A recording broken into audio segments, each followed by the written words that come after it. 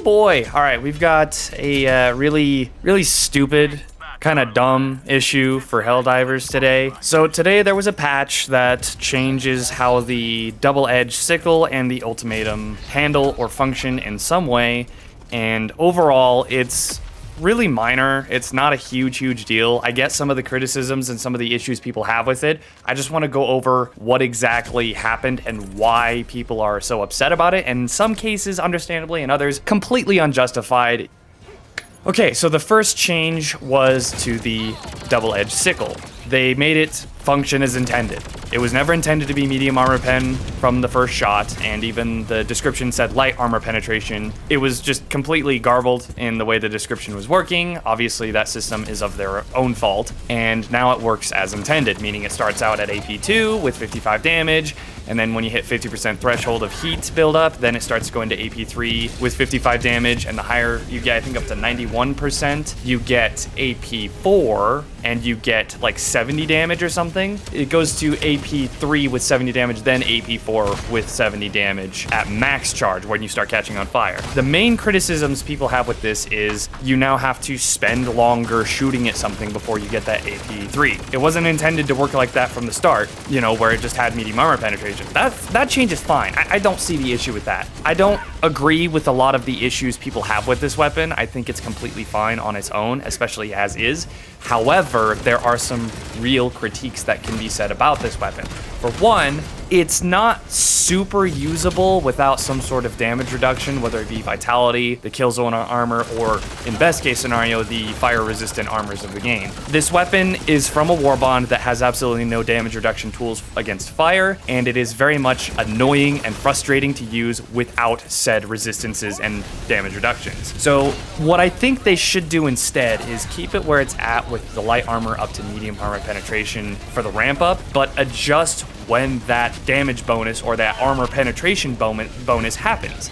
The best way you could do that is lower the percentage value it needs to hit in order to hit medium armor penetration. It's that simple. Make it to where it starts out at light armor penetration, you start firing, and once it hits like 25 to 35% damage threshold, or percentage threshold, that's when it starts doing AP3 with the 50 damage, and then it just goes up from there. I think that the 91% to AP4 is fine. I think they could lower that a little bit, but I feel like it should hit that medium damage or medium armor penetration much faster, and the risk reward aspect of it should be better later on, and you should only really be gambling for that stuff at the high end where it's getting to AP4 where it can literally face shoot a tank like a Hulk or something. I think it could use some adjustments in that regard. Otherwise, it's completely fine. It's not unusable. It's not garbage. The criticisms I feel are justified are when you finally hit those damage thresholds, you're taking too much damage and it's taking a little too long to hit those thresholds. Not that it starts out at light penetration. Okay, now on to the second and honestly the most ridiculous argument in the entire patch was the ultimatum. What did they do? They made it to where the Hell Pod space optimization does not give you any more ammo for it, and the siege ready bonus does not affect it. I think that was probably the easiest and quickest way they could have changed something. There's a lot of people that's saying it's lazy. I understand that. I get it. It's kind of a stupid thing for them to just like knee-jerk reaction, you know, nerf it that way. That's understandable. That's fine. I think there was better ways to handle this, and people are already crying, it's so over. They're back to nerfing things. They nerfed my favorite thing. Oh God. Give them a little bit of credit, guys. Come on. Yes, the criticism can be made that I just bought this and now it's already changed. I understand that. We're not going to touch that one with a 10-foot pole. What I am going to talk about is how they can fix this problem without pissing everybody off, without making the situation worse. First of all, Hell Pod Optimizer needs to affect it. Straight up. Like, it's a bonus, it's a passive, or it's a booster. It needs to affect it because that is what it's supposed to do on the tin. The Siege Ready Armor, they already said we're not going to fix the bug it causes, so now you're going back on that. That's why people are angry. You're going back on what you just said the Siege Ready Armor would continue to do for those kinds of weapons. So, in order to fix it, There's a few ways they can go about it. My biggest complaints with the Ultimatum is that it can one-shot jammers, detector towers, and it can kind of, you know, just big word people are gonna hear, trivialize. It trivializes a lot of the big units in the game. I think it should continue to do that to big tank units, but I also don't think it needs to be able to destroy detector towers, jammers, or objectives at all, unless those objectives are Hulk units or Striders or things like that, you know. It does not need to destroy big objectives. It does need to do everything else.